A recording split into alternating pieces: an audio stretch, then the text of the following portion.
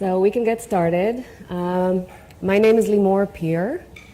This is Joshua Dull and Themba Flowers over here.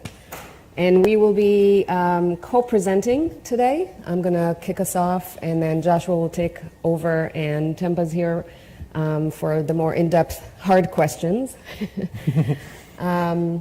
So I guess we can get started. Sure.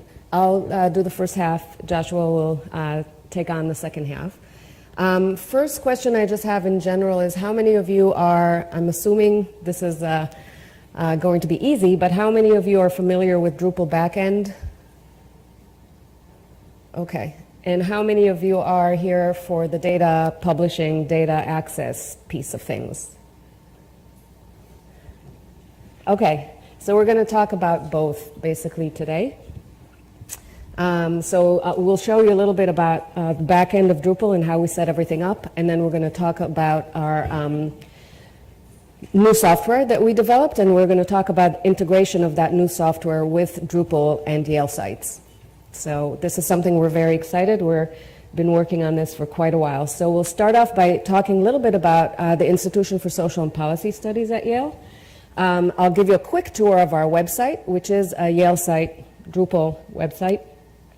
I'll explain about the ISPS Data Archive, and then we'll dive into this new tool that we developed, which we call YARD, and then we'll talk about the YARD Drupal integration. So very briefly, ISPS is celebrating its 50th anniversary this year. We're very excited. ISPS was founded at the university by the leadership at Yale who saw the need for an interdisciplinary center in the social sciences for faculty to come together and work on research that has practical applications. So to bring together the expertise of the various social sciences and to work on problems, on big intractable problems like poverty, inequality, and so forth. We have affiliated faculty who are working, some have offices at ISPS, and this is our beautiful building, which is just down the street. So the ISPS website is kind of a monster because we have several programs that are affiliated with ISPS that we are also working on. So let's see, this is the live site. So just to give you a sense real quick, we have several programs affiliated with ISPS, and they each have their own websites. I won't click here. There's a lot of information about ISPS. We have all of our team categorized here. In addition to our news, we also have a blog and a newsletter. We also have a kind of a media archive. For our events, we're using Beadwork. Those of you who are not using Beadwork, use Beadwork. It's excellent, and all of our programs are entered in Beadwork and funnel up to the ISPS website, so it's lovely. And what I'm going to focus on is this research area of the website.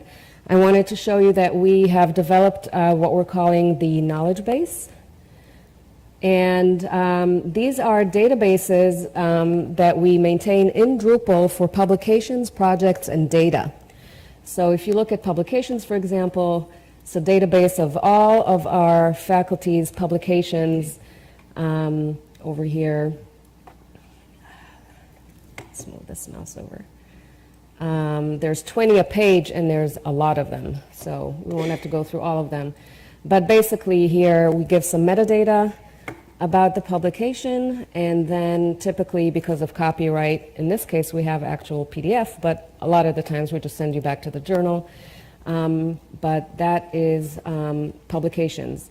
When publications are connected to projects that are ongoing, we will make that connection via Drupal.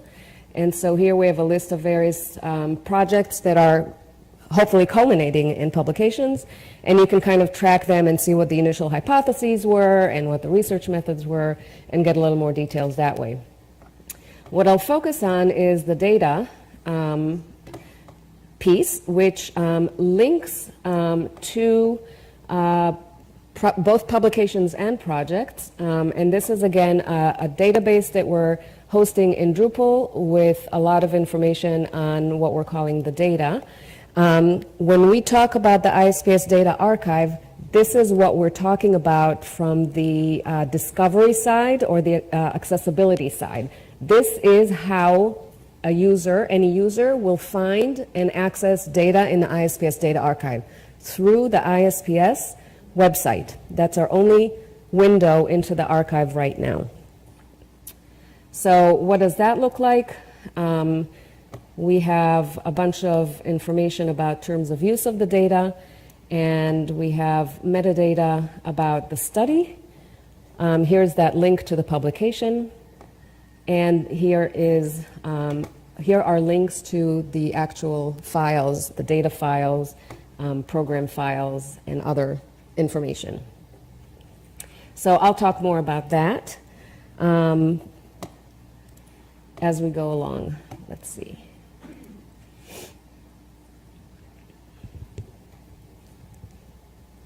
So why did we even start this ISPS Data Archive? We started it because we thought in addition to the publications that we wanted to kind of collect and aggregate and show to the world, display to the world all the wonderful work that our faculty are doing, we thought it's really important to also provide access to the underlying materials that are the foundations for the scientific claims that our faculty are making in their research. And so therefore we wanted to make sure that we have the data, the analytic code, and all the associated files that are produced by our researchers for the purpose of, we can call it replication or reproducibility or even just verification or extension of existing research. So the idea is that anyone who is interested in how did this research reach this conclusion can go in, dig into the details of the data, access the entire data file, look into the analysis code, reproduce the results, check if they're reproduced and verified, and then take it and do with it whatever extension they would like to do under the terms of use, and to promote and further science. So what I wanted to show you now, if we can go back to the website, is what that looks like on the website. So I just need to log in. Oops. An extra F, no. Okay.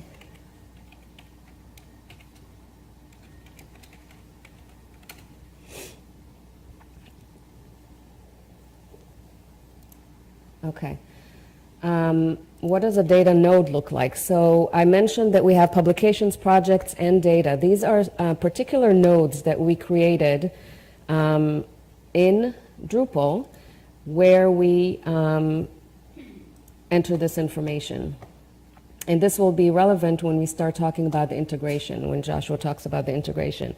So to all of you who are familiar with Drupal backend, this will look very familiar. All of this information currently is hand-entered. This is where all the stuff goes. And we have a team of, a small team of graduate students who are doing all of the work and are helping enter this into Drupal. And here's where the files with their, the persistent link, that's where that all goes. So that was custom made as into, in the ISPS Data Archive, which is part of the ISPS website. So that will become relevant when we talk about the integration. Am I here? Okay. So what I want to talk a little bit about is, as a preface for the curation software that we created, is about the our philosophy about releasing data, research data out into the wild. So as a lot of you know, there's now a lot of journals and funders who are requiring data to be shared and data to be made publicly available. There's also a big culture of open science and a lot of researchers who are interested in doing that. And there are more and more ways now to make that easy. So there's various platforms that make it very easy for you to share your data if you so choose. At ISPS, we really feel that it's important, before that data is released, to make sure that it's very well documented and that it's very easy to understand what's what. So any of you who've seen an Excel spreadsheet before with a column that you don't know what it is, or some values that you don't know how to interpret, we think that that's not a good way to share data, and we really need to document it. So we do a lot of work to ensure that everything is highly documented and very easy to use and interpret in the long term. We call this a data archive. The idea is that this will be available in 10, 20, maybe even more, and the author may not be around to answer that question or get that phone call.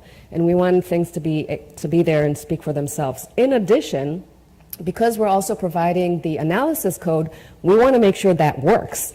So we want to make sure that the code runs, and we want to make sure that when you run that code with that data, you will actually get the results that are claimed in the published paper. And so we have a small team of grad students, as I mentioned, who are doing that kind of work, this replication work. And they will make sure that if you run the code on the data, you will actually get the table 1, for example, in the publication, that actually works, and that those are the results. A lot of the times we run into problems when people are doing that kind of work. Insufficient documentation, I already explained, when things are not labeled very well or not explained. Sometimes they're missing variables in the data set, so we don't know. We can't run the code because the variables are missing. Sometimes the number of observation doesn't match what the author claimed in the publication. There's missing software extensions, someone using R, maybe a package is missing, something like that, and we can't run it. Omitted code, again, lines that are missing, or incompatible data sets where someone just got confused. And so we do all of those checks to make sure that we don't run into these kind of problems. The idea, again, is if we're putting this out into the world, it's for people to use it. The ISPS Data Archive sees itself as the first reuser. We're doing a test, basically. We're going to be the first people to use it and make sure everything works. To do that, maybe just take a moment to explain this idea of curating for reproducibility. Curation really refers to maintaining, preserving, adding value to digital research data throughout its life cycle. And again, the idea is to do this kind of work of documenting, making sure things still run in the long term. When we talk about reproducibility, it also has become a little bit of a loaded term. We're using Victoria Stodden's definition here, which really talks about the calculation of quantitative scientific results by independent scientists using the original data set and the original code and methods. We're doing that at ISPS using the data quality review framework. In blue over here, you see 3 areas that we're working on, and we put out the code review in a separate color just to indicate that those blue ones are ones that are really done by high standard, gold standard data archives all around the world. So any data archive, if you think about the UK data archive, for example, or here in the United States, we have ICPSR, the Inter-University Consortium for Social Policy Research. ICPSR, I think, I always get it confused. But this is the kind of work that they do. They always review the file. I'll go through it real quick to explain more what these are, but they review files, they review documentation, and they review the data before they release them. At ISPS, we follow those guidelines and those gold standards, and we do the same work. In addition, we also do the code review. So when we talk about file review, we're talking about providing persistent identifiers, persistent links, creating a study citation, making sure that we have a record of the file sizes, that all the files are present in order to reproduce analysis, that everything is as expected, and so forth. Including also creating non-proprietary versions. When we talk about data and code, a lot of it lives in software that's proprietary. If we want to make it really open and accessible to everyone, then oftentimes we need to take it out of that format and make another copy. In terms of reviewing the documentation, here's where we're trying to look at basically code books and documentation of the data itself. We want to understand as much as possible about the documentation that's provided alongside the files. When we think about our data review, here's where we're looking at missing labels, variable labels, value labels. We're looking for inconsistencies in distributions. We're looking at confidentiality. Since we're dealing with social science data, that's really important, right? So we want to make sure that we're complying with our IRB and all of the issues around confidentiality and privacy of our research subjects. As far as the code review, the two big things that we really do are, again, making sure that the code runs and does not return an error, which is not as easy as you think, and that it does produce the results that are claimed in the publication. And we do that up to the decimal point.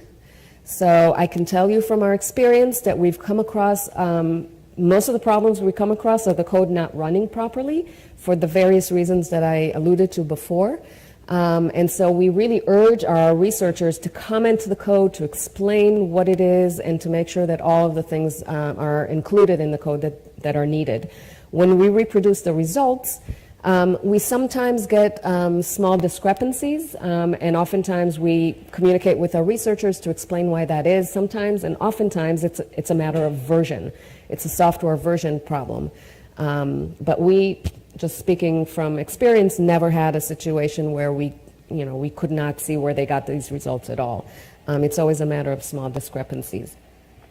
So this is a long list. We're not going to go through it. The point is just to kind of just show you, in general, the kinds of processing that we do before we even release all this information. And this is to show you all the different components that we're using and how we're keeping track. So there's a lot of communication that has to go back and forth between myself and my staff, between myself and the researchers when questions come up. There's software that we need to run the whole process, and then there's software that we need to track the process and know where we are in it. And so all of these things are happening, and we're needing a lot of different moving parts to kind of keep track of everything. This, again, this diagram is not to go deeply into it, but I will point out the blue circles on the top. That's the data quality review framework, where we do the kind of work where we're reviewing everything. And really just to point out that the Drupal website, what we're calling the ISPS Data Archive, is this little piece to the side here where this information is made available or accessible to other people. And it's publicly available, so it's available to anyone. I should mention, which I didn't before, that the initial reason that we did it this way through the ISPS website is because Yale did not have a data repository on campus. Some universities have data repositories. If we had that, we probably would have gone that route. But since there was no way for ISPS as a unit in the university to offer that data, this is the solution that we came up with. So, because we have all these moving parts, and I mentioned the different kinds of software that we needed to run the process and keep track of the process, we teamed up with another group in New Haven called Innovations for Poverty Action, IPA, and a software company, Collectica, that's very big in the space of social science data. And together with them, we created a new tool we're calling YARD to basically manage this whole process, manage the workflow from within one system, so that the communication between the administrator,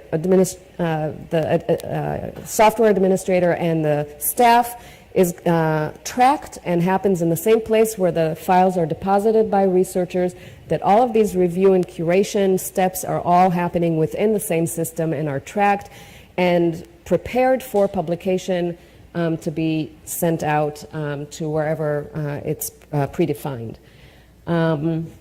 So we've been working on this for quite a while, and we had a fantastic team here at Yale through the Yale Library and with the help of Yale IDs that is helping us deploy this tool and integrating it with our website. So at this point, I'm going to hand it over to Joshua, who will tell us more about the integration. Yeah, thank you. So I'm just going to run through the curation process very quickly so you can get an idea of how all these different people are working in the same environment.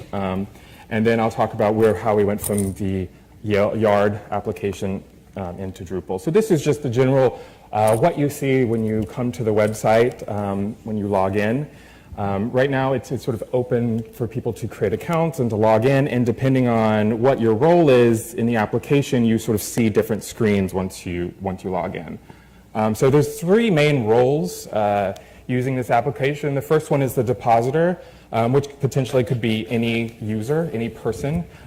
For ISPS, it's specifically faculty members and researchers who are affiliated with ISPS and doing research for them. So that would be our audience for the depositors. The curators would be the staff doing the actual data curation. So it needs to be someone who has some sort of knowledge of the data and the processes for creating that data. So generally someone in this case with some social science knowledge of metadata, knowledge of running different types of code and statistical analysis. And the last role could actually split into multiple people.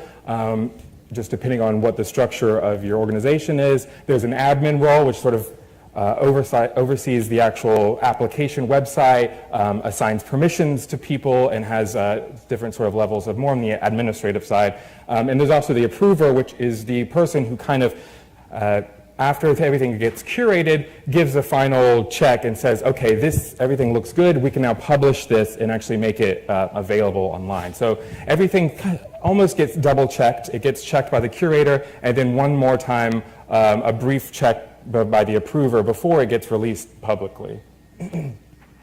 So first I'm going to start with Depositor. How would someone, as a researcher, be using this tool when they're ready to deposit their data? And so this is just the general, when you create a new catalog record. Catalog record is what we refer to, we might refer to it as a research study, but it's sort of the unit of everything around a particular study. And so we really just ask for very general information about the study, try to make it very low barrier for researchers in case they don't necessarily, they're all metadata experts, so we don't expect them to be. So we really want it to be pretty easy for them, things that they should know about their own study, the title, a brief description and keywords and things like that. We also ask them to provide a little bit of information about the methods that they use.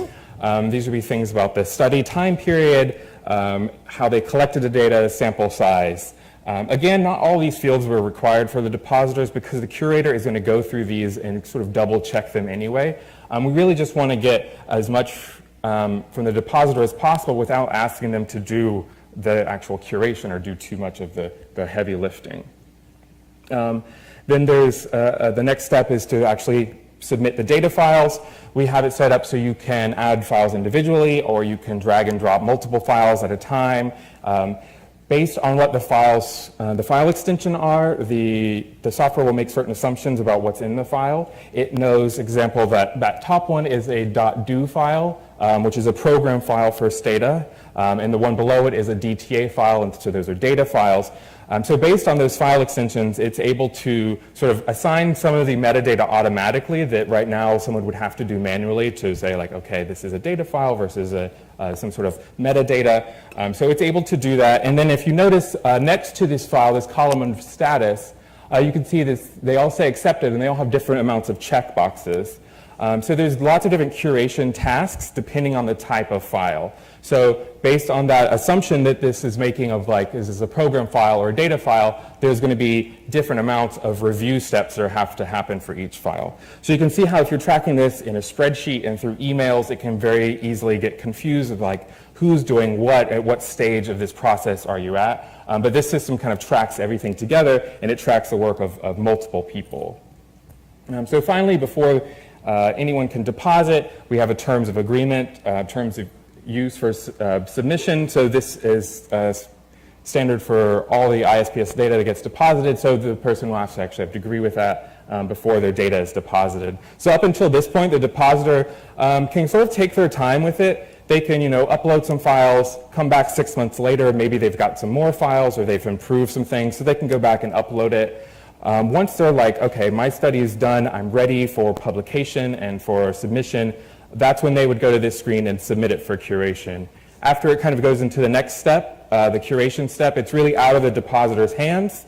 There's still obviously conversations that can happen back and forth between a curator and the depositor about, hey, could you explain what this means, or I don't understand this. But really you can think about once they deposit, it's almost like I've sent the files old-fashioned way on like a CD or something. It's basically onto someone else's hands at this point. And that's when we get to curation. But this is just sort of a really quick recap of what happens with a depositor. As you can see, most of the sort of workflow steps are up at the top. All of these sort of actual files are stored in different locations on storage at Yale.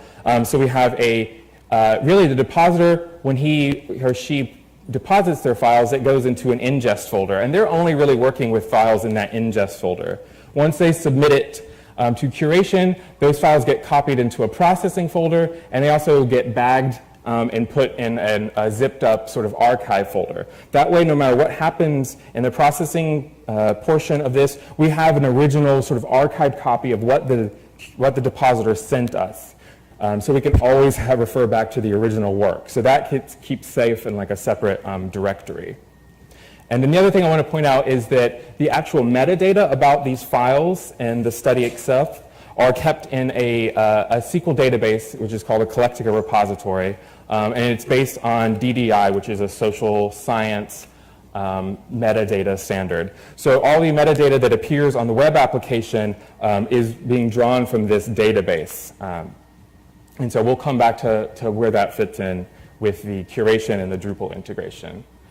So if you're a curator, essentially what happens after something gets deposited, the admin or the approver will get an email that says, hey, someone has submitted something, it needs to be assigned a curator, and then that person will go in and assign whichever curator they want to take over that record. And then the curator will sort of see this screen. It essentially just lists out all the different review tasks that still need to be done for this particular study. If you click on one of these tabs, it'll kind of drop down and tell you which files that task applies to.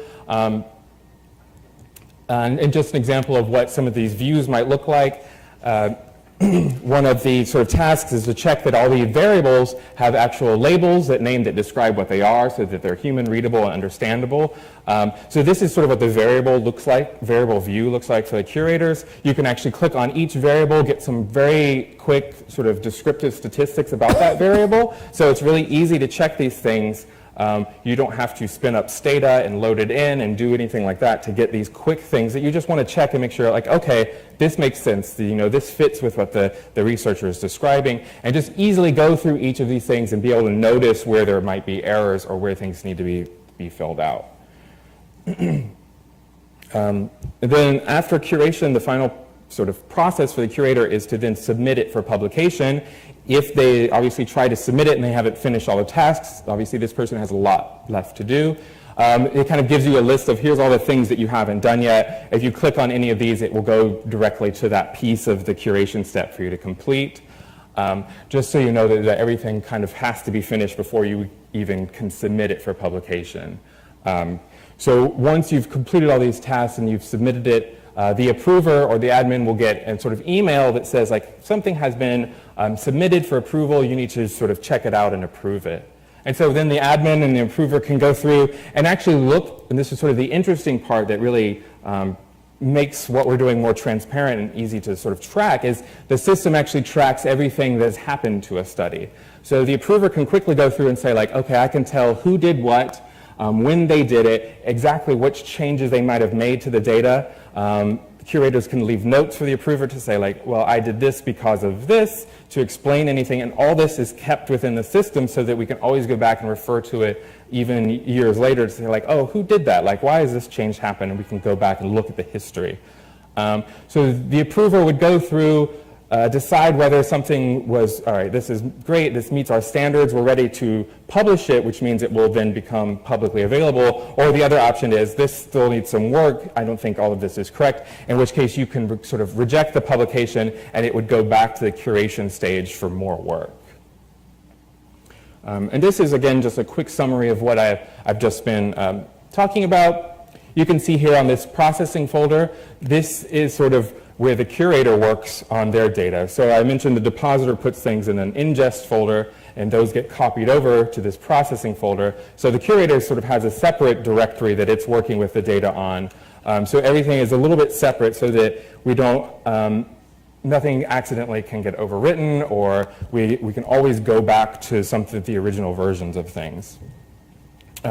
So when something gets published, there's whatever changes that I've made in this processing folder by the curator or the approver, that also gets bagged up and archived. So now we have an archive of the original data that we got, and we have an archive of the curated data that we got. And so we always have those sort of safe, separated, but in the same directory.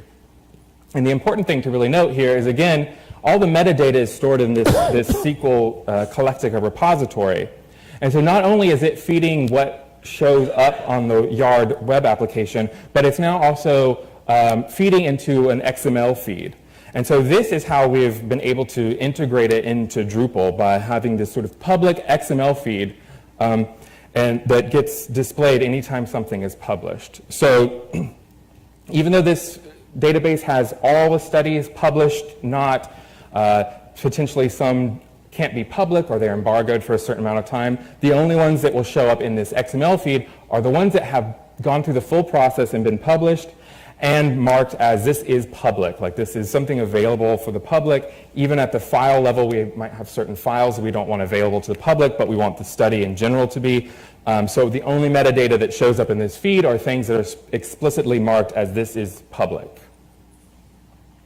Just to give you an idea, I'm sure you've all seen XML. It's not that much to look at now, but this is just sort of the raw data that comes out of the feed. And this is essentially how we've mapped it into what we've already seen of the existing data archive. So essentially each field in Drupal has a corresponding field in the XML. I won't necessarily go through them all, but they do match up, trust me. And then for the file level information, I just wanted to make it clear that we aren't storing any files in Drupal. Drupal never sees the files or touches the files. It just gets the metadata about the files. So you can see here, if someone actually wants to download a file, they click on this link, and this link is actually this persistent ID or handle that the file has. So that actually links to its location on the storage at Yale server. So the files never go through Drupal. They still stay in the same place. We just give public access to the handles so that people can actually download them. And again, these are the only files that are made public. So if something isn't public, it won't actually show up in this feed, and therefore won't show up in Drupal. So there's no sort of accidental someone getting access to a handle for a file that's not meant to be public. And just for the really big Drupal fans who want to know this, if we had additional sort of modules that we had to enable to make this process work, outside of the ones that were already enabled for the default site and for the specifics of the ISPS site, field collection feeds does exactly what it says there. It actually provides us access to import data through the feeds that I was talking about before, the XML feed.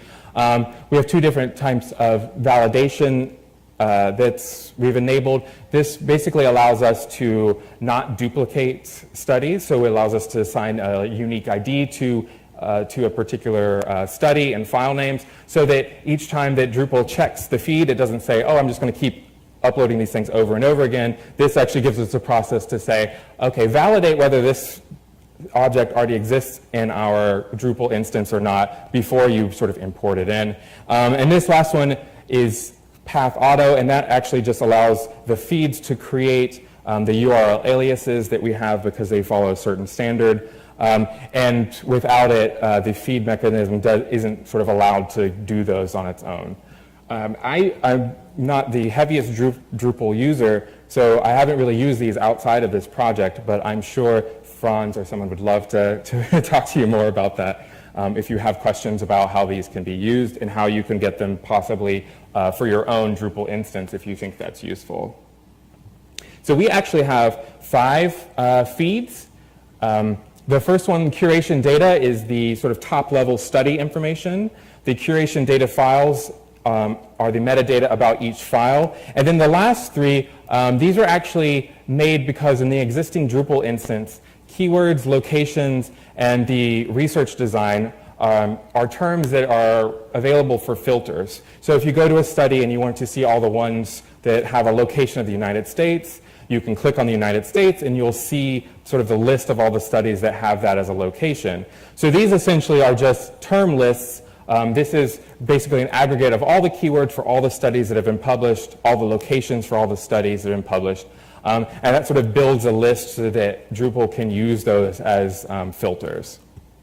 So what you think might just be one, you need one feed, we actually needed multiple ones to sort of take what we have and kind of mesh it with the existing features in Drupal that we didn't want to lose just because we were using a new application. This is just sort of what it looks like to set up a feed importer. It's under the sort of structure feed importers clickable menu. Essentially, you give it an ID that has to be unique to that importer, and then you need, this is just basically text that you write in that maps the XML feeds to the Drupal fields. So this screen just shows you a little bit more of the actual text that's in that box. Essentially, it tells you, okay, so this particular field in the XML relates to this field in the Drupal. It seems like it would be necessarily one-to-one, but sometimes, it's very particular. If we call something description, but it calls it abstract, but they're the same thing, we need a way to sort of map those two together. And then once you have your feed ready, this is sort of what your screen will look like to edit your feed in Drupal if you haven't used one before. Essentially, you can go back and redo some of the mapping if you find things that are incorrect, but it also lets you change some of the other functions of how things are parsed and different aspects of the feed and making it work. One issue that we had, you might have thought of, is that we're sort of taking two systems that were existing separately and then trying to just mash them together. So we had this existing data archive. It was already structured a certain way, and then we have this application for research data. And it's been developed a certain way, mapped to a different metadata scheme, but we had to figure out a way to get them to talk. And a lot of the problems we ran into were things that we didn't realize because these two systems have different restrictions. One example is we have this field called related database up here on the top left. So in the Drupal settings, it had a sort of maximum length of 255 characters. That field in Yard didn't have a maximum length set. So, of course, one of the studies we published, that field had 257 characters, so of course that didn't work. So we sort of had to go back and think of, okay, what's the solution here is either we have to delete the existing field in Drupal and create a new one because it doesn't let you edit the size after it already has data in that field, or we have to go into our sort of web application and make some sort of restriction that you can't go over 255 characters, or we just have to kind of repeat it to the curators to check that. So that's something that we ran into recently during this process. The same thing happened with, or a similar thing happened with field dates. Drupal, we had field dates set up to be a drop-down, the very specific kind of the way that Drupal deals with dates. But the data that was coming from our XML feed was just text and also had more detail than Drupal because we allowed for ranges of dates, not just a single date. So we had to sort of create a new field date field that was essentially would allow for any sort of text. So that gave us more flexibility with the kind of dates that we could put in there.